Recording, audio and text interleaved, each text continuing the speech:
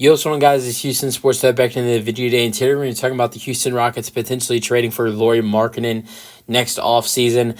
It's something I wanted to talk about because after Alperen Sengun scored 45 points with 16 rebounds and 5 steals, which is a career high in points and steals for him. He also had 3 assists in that game against the San Antonio Spurs, shooting 19 for 30. Against San Antonio. And then the next night, literally a back-to-back, Sengun scores 22 points or 23 points. I believe it was 22 or 23.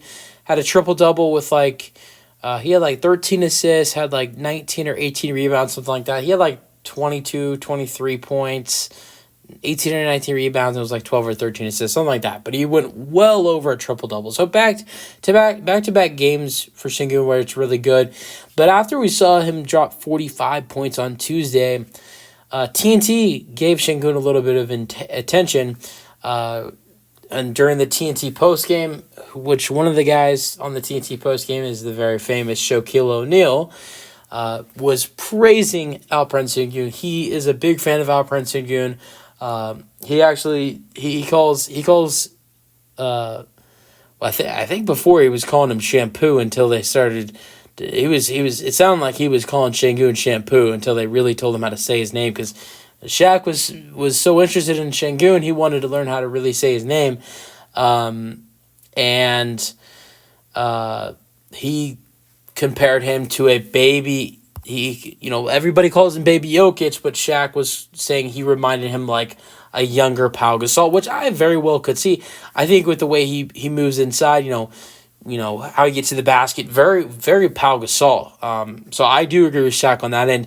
But he said this Rockets team could be dangerous if they add in a guy like Lauri Markkanen. He specifically said, you add in Lauri Markkanen to this Rockets team, and they would be dangerous. And I agree with Shaq. I really do, because, look, you add in more size to this team. Markkanen would definitely help out with rebounding and three-point shooting, which are two issues for this Rockets team.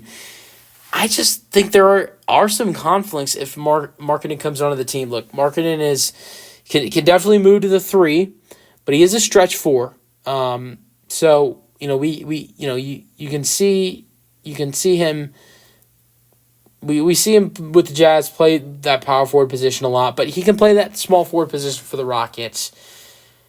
Look, whatever deal talks with the Jazz, Jabari Smith Jr. is not available. So I wouldn't trade any of the young core over to the Utah Jazz for Lauri Markkanen. I know that's going to be asked. There are multiple pieces I'd rather. If you'd have to trade one of the young guys for Lauri Markkanen, it'd be Jalen. I'm not giving up. Look, even with Tari Eason's injuries, I like Jalen. I would like the Rockets to give him another chance next year, potentially. I think it's risky because his contract is running out, but we'll see. But I think, I really do think that, we'll see what happens. But out of all the guys, Amin Thompson, Tari Eason, Kem Whitmore, Sengun, Jabari, those are the main guys of the young core. I think the number one guy to trade is Jalen Green if it's going to be anybody. But I think there's other pieces I'd rather the Rockets, move around to try to trade for Lauri Markkanen if a deal would, be discussed with the Utah Jazz. Dylan Brooks, Jayshawn Tate.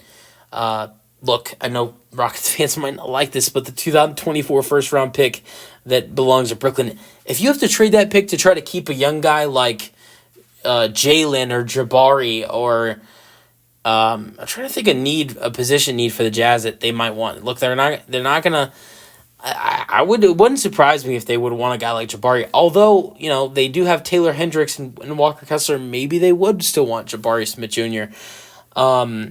I wouldn't mind giving the Jazz Jalen Green, but if you can work out a deal where you're sending Dylan Brooks, look, if the Jazz would do it, I don't know if they would. I think there's a good chance they're probably leaning towards no.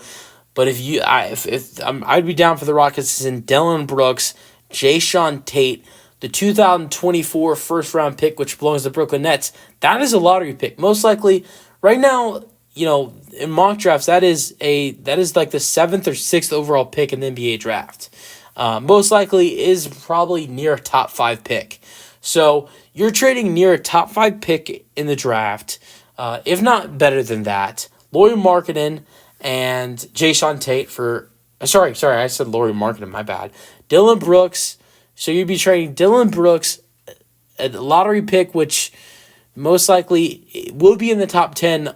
Question will be is it's probably going to be in the area of 8 to 5, that Brooklyn pick. So that's a good pick. And then also Jason Tate.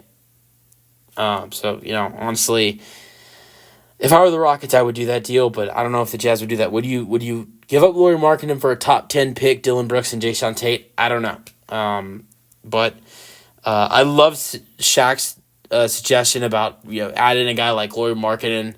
I don't know if he was just throwing out that name, but it made me think.